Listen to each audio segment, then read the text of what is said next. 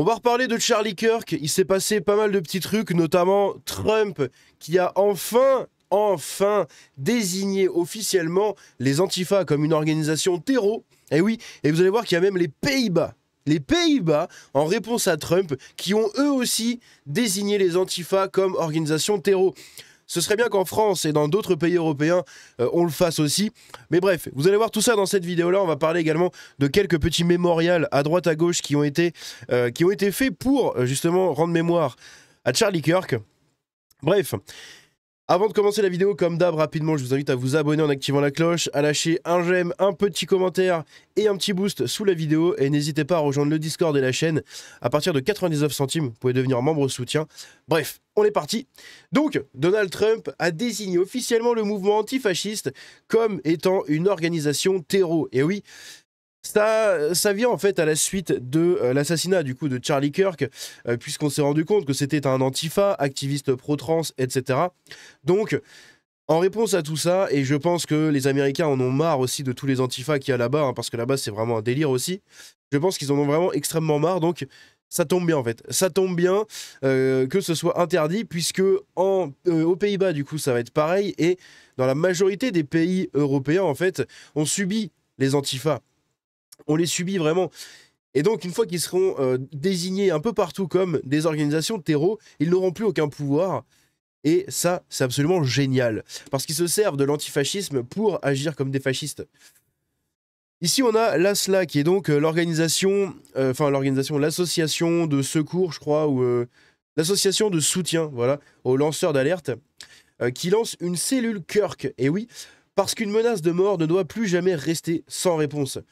Depuis l'assassinat de Charlie Kirk, les menaces se multiplient. En ligne, des milliers d'appels au meurtre visant ceux qui osent parler. Damien Rieu, Jordan Florentin, Isabelle Surplis, Marguerite Stern, Eric Degner, etc. On a Thaïs aussi, et puis globalement tous nous autres, youtubeurs, etc. Ils ne sont pas anonymes, ce sont des visages, des vies, des familles. Ils sont ciblés pour avoir dit tout haut ce que tout le monde pense tout bas. Face à cette vague de haine et à l'inaction des pouvoirs publics, l'ASLA prend ses responsabilités. Nous lançons aujourd'hui la cellule Kirk, un dispositif d'action immédiate pour défendre, protéger et accompagner tous les lanceurs d'alerte patriotes menacés. À partir d'aujourd'hui, une menace égale une plainte.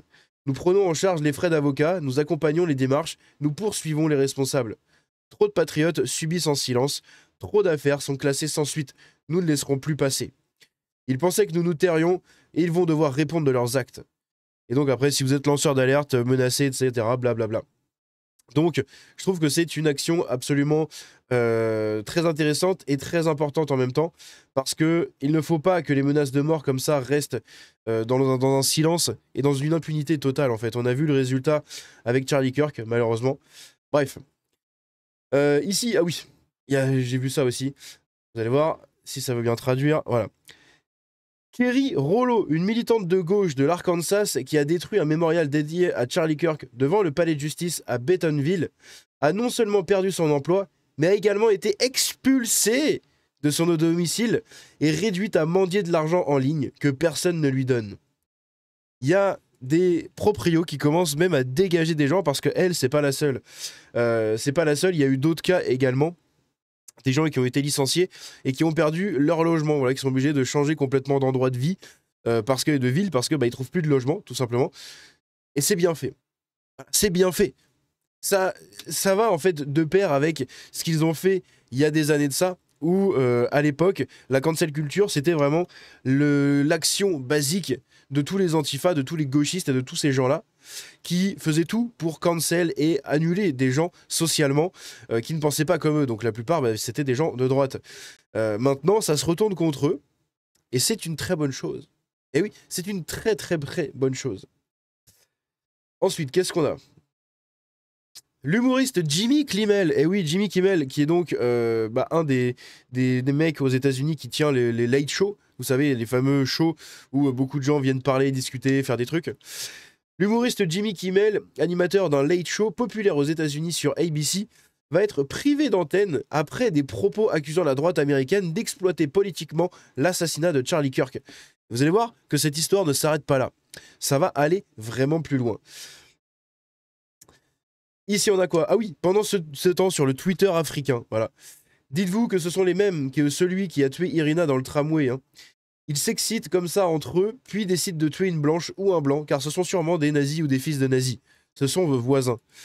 Donc on a le compte GTA Vibes, qui est donc une racaille hein, derrière ce compte, c'est une grosse racaille, c'est un cassos, qui m'a d'ailleurs muté, enfin, qui m'a bloqué, je veux dire, qui m'a bloqué, qui bloque plein de gens et qui défend à fond les racailles et tout. On en a déjà parlé plein de fois. Il y a plusieurs comptes comme ça autour des news de GTA où ce sont tout simplement, comme je l'ai dit, des racailles qui sont derrière ces trucs-là. C'est la communauté de Jean Portmanov et tout. Hein. Vous voyez, ce sont ce genre de gens, de personnes-là derrière ces comptes. Et donc ici, je fête les 12 ans de GTA V en brûlant un esclavagiste d'extrême droite. Merci Rockstar Games.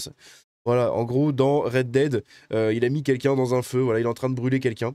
Et on a quelqu'un qui lui répond, avec un drapeau du Congo, hein. Si je crois que ça c'est le Congo, qui lui répond, Red Dead est tellement au-dessus de GTA V, les tirs dans la carotide sont beaucoup plus réalistes sur Red Dead que GTA d'ailleurs.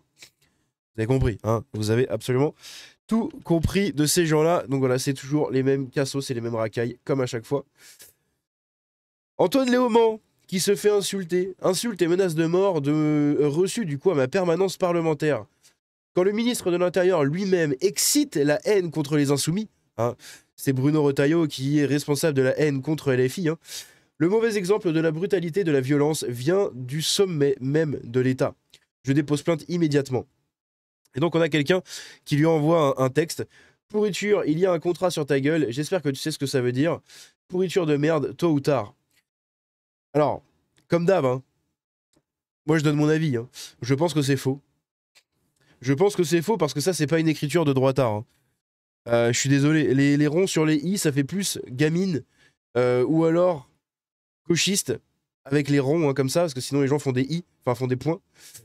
Bref, je sais pas, c'est très bizarre. Très très bizarre, ça fait vraiment écriture d'enfant en fait. Écriture d'enfant ou écriture de gauchiste, écriture de cassos. Ça fait pas écriture d'un père de famille droitard qui va menacer quelqu'un. Donc je sais pas, très très bizarre. Et puis on sait que chez LFI, ils sont très forts. Tiens, j'ai supprimé mon truc. Ils sont très forts pour tout simplement raconter des mensonges en fait sur leurs menaces, etc. Ils se victimisent, hein, ce sont les rois de la victimisation. Donc ce serait pas étonnant qu'il l'ait écrit lui-même et qu'il ait fait genre c'était une lettre de menace et tout. Enfin bon bref. Dans tous les cas, évidemment, c'est inadmissible de recevoir des lettres de menace. Mais son accusation sur Retailleau par rapport à la haine des gauchistes et tout, non. C'est eux qui attisent la haine contre eux en fait. À force, tout simplement, de diaboliser les gens. À force de diaboliser les gens, à force de pousser le pays au chaos, à force de de valider toutes les violences qu'il y a dans le pays, à force d'invisibiliser les actes très violents aussi qui n'iraient pas dans leur sens, eh bien ces gens-là augmentent la haine des gens d'en face en fait. Donc malheureusement, à force d'attiser la haine, hein, on l'a vu, il y a des manifestations, ils viennent, on va le voir après, je pense sur une vidéo du 18 septembre, la prochaine, on a des députés de LFI qui viennent dans les manifs et qui parlent aux flics, en mode « mais vous n'avez pas le droit de les arrêter, mais vous n'avez pas le droit de machin ». Ils se placent à l'opposé de l'État en fait. C'est des députés.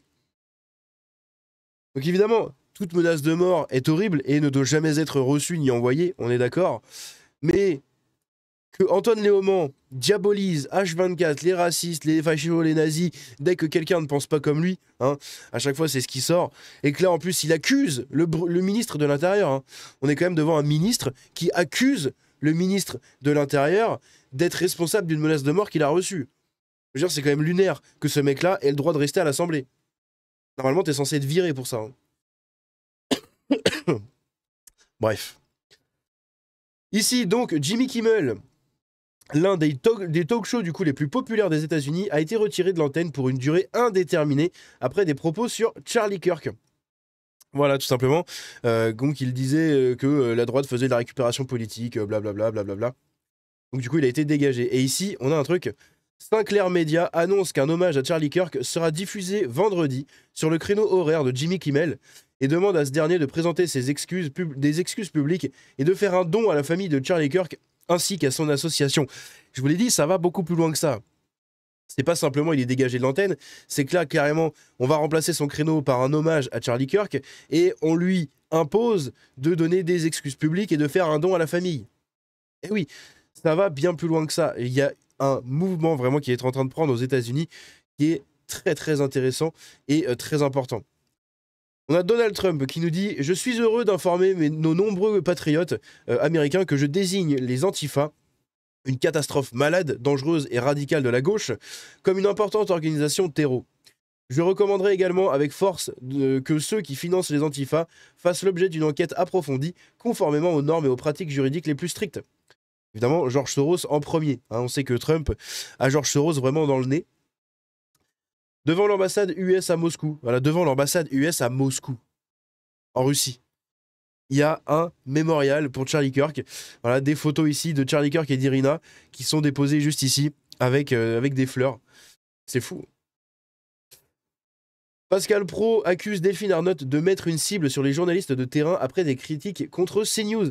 On se rappelle de ça, Delphine Arnott qui déclarait que CNews, etc., c'était de l'extrême droite et qu'il fallait plus de financement au niveau de l'État pour lutter contre l'extrême droite. Voilà. Et lui, du coup, il l'accuse de mettre une cible sur les journalistes de terrain. Et c'est la réalité, puisque si vous n'êtes pas au courant, pendant les manifestations du 18 septembre, on a eu des journalistes de CNews qui ont été agressés. Voilà. Ben oui, ils ont été agressés parce que de l'autre côté, vous avez des gens qui les désignent comme des fachos, des racistes, des extrêmes droite, des nazis, des machins. Et au final, ça met une cible dans le dos. On l'a vu avec Charlie Kirk, on l'a vu avec plein de gens. Ici, encore une fois, c'est vraiment... Ces gens-là attisent la haine, mettent des cibles dans le dos des gens, juste parce que les autres ne pensent pas comme eux. Et parce qu'on n'est pas d'accord. C'est ça qui est incroyable. Ready or Not, le community manager du jeu, donc de Ready or Not, comment on peut traduire ça? Attendez, je vais traduire. Affirme qu'aucune valeur n'a été perdue dans l'affaire de Charlie Kirk. Voilà. Donc rien de vraiment très important n'a été perdu. Hein. C'est pas une grande perte. En gros, Charlie Kirk, hein, que Charlie Kirk soit mort, c'est pas une grande perte. C'est le community manager de Ready or Not. Ready or Not qui avait d'ailleurs fait une grosse polémique hein, à sa sortie. Hein. Mais bon. Ici, on a donc les Pays-Bas. Et oui, messieurs, dames, les Pays-Bas, le Parlement néerlandais vient de voter la désignation de l'Antifa comme organisation terreau, suivant ainsi l'exemple du président Trump. Tous les pays d'Europe occidentale devraient suivre cet exemple dès que possible. Je suis totalement d'accord. Le Sénat a désigné unanimement, alors je ne sais pas si vraiment c'est unanimement parce qu'on l'a vu, il y avait beaucoup de démocrates au Sénat américain qui n'étaient pas vraiment d'accord sur la minute de silence. Hein. Mais enfin bon bref. Mais ici du coup le Sénat a désigné à l'unanimité apparemment le 14 octobre 2025 comme journée nationale du souvenir de Charlie Kirk. Donc le 14 octobre. Pourquoi? Parce que Charlie Kirk est né un 14 octobre. Voilà. Il est mort un mois avant son anniversaire. Et donc, du coup, ils ont décidé de désigner cette journée-là comme journée nationale du souvenir de Charlie Kirk.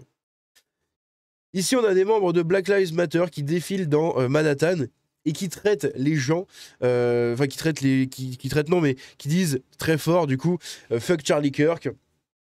Et spit on your grave, je vais pas traduire spit, mais vous avez compris, hein, c'est en gros je pisse, je chie sur ta tombe, etc. C'est des gens comme ça. Et j'ai vu d'autres extraits que j'ai pas mis là, putain, où ils insultaient justement des gens de fachos, de nazis et tout. Des gens qui s'opposaient à eux, qui étaient dans la rue en train de leur dire arrêtez vos conneries, machin, c'est un homme qui est mort et tout. Et eux, ils ont dit, oh, mais de toute façon, si vous êtes d'accord avec ça, c'est que vous êtes des nazis et tout. Voilà, c'est toujours la même rhétorique, à chaque fois on a l'habitude. Mais voilà, eux c'est pareil, hein, cette organisation là de Black Lives Matter, pour moi c'est du terreau aussi. Hein. Parce que tu fais peur aux gens pour avancer dans ton petit agenda politique. Donc c'est clairement du terreau. Ici à Prague, il y a un mémorial du coup pour Irina et Charlie Kirk qui a été mis en place, voilà, qui a été fait. Donc je trouve ça très très intéressant et très important encore une fois. Et ici donc, du coup je l'ai mis 2 fois, le Parlement des Pays-Bas reconnaît officiellement les antifascistes comme organisation terreau. Tous les pays d'Europe devraient suivre absolument le même exemple. Vraiment, c'est très important que ce groupe-là soit désigné comme terreau parce qu'ils attisent la haine, ils agissent en créant la peur chez les gens pour, pareil, avancer leur petit agenda politique. Donc, c'est littéralement du terreau, tout simplement. Quand tu attises la peur des gens, quand tu fais peur aux gens, quand tu as des actions violentes, tout ça pour faire avancer un agenda ou des revendications ou quelque chose dans ton sens et dénigrer à fond ce qui arrive en face, eh bien, c'est tout simplement une organisation terreau. Et là-dessus, on est totalement d'accord. C'est mérité pour les Antifa, hein, après des années de violence, de haine, de persécution, etc., eh bien aujourd'hui, ils sont désignés comme organisation terreau aux États-Unis, aux Pays-Bas, et je pense dans pas mal d'autres pays, ça va aussi bouger là-dessus. Bref, rappelons quand même que ça a été désigné en terreau par le pays le plus puissant du monde. Donc en termes d'influence, c'est quand même pas mal. Bref, dites-moi ce que vous en pensez de cette vidéo-là. Dites-moi tout dans les commentaires. On se dit à la prochaine. C'était Django. N'oubliez pas le petit like, le petit boost sous la vidéo. N'hésitez pas à devenir membre au soutien également de la chaîne à partir de 99 centimes. On se dit à la prochaine. C'était Django. Ciao.